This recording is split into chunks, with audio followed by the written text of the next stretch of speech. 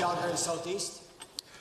Thank you, Mr. Speaker. Education is an issue that affects all Albertans, and we're all responsible for ensuring that our next generation has access to quality education that respects the diversity and the unique needs of its students. As legislators, we must be sure we're respecting the role and decision-making of parents and local school authorities. For example, the Calgary Board of Education recently released its list of capital and infrastructure priorities, and that list is informed by real-time, on-the-ground expertise at our local school authorities. To the Minister of Education, will you commit to following the most current capital plan as requested and laid out by the Calgary Board of Education? The Honourable Minister of Education. Well, thank you very much, Mr. Speaker, and thank you for that question. And yes, it's very important to respect the local decision-making powers and the authority and the intelligence on the ground that school boards allow us. And certainly, I work closely with them today. I was meeting with Lakeland School Division here just this morning, and they gave me lots of very good information that I will directly use in decision-making in the future. And so the same goes with Calgary Board of Education and all the other 61 school boards around the province.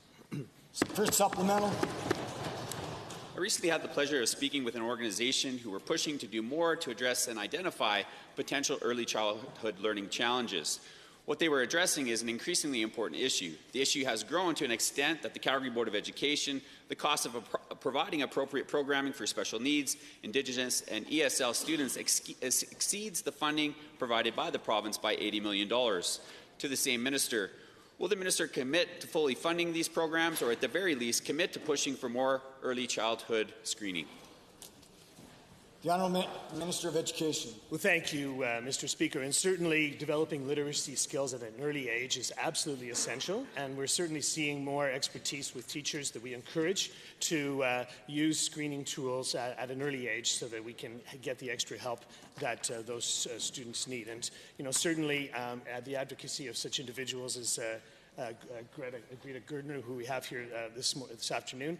I appreciate very much this sort of work directly with parents and with advocacy groups, with post-secondary institutions, helps us to strengthen our education system. The Honourable Minister, second supplemental.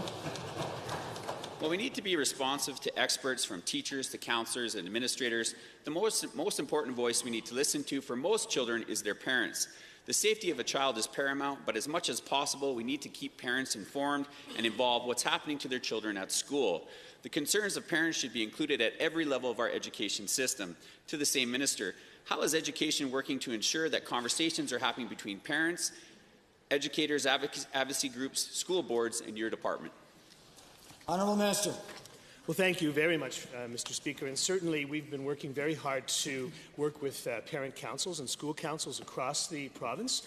We've never seen such strong representation in the history of these organizations as we do right now in Alberta. And certainly we get a lot of good information that way. I encourage individual schools and boards in my department to work with these parent councils every step of the way. It's very important to have that conversation, to have that interaction, so that not only are we giving the information that where a student is at any given point in time, but we're actually building and strengthening community and a sense of ownership of education for all Albertans.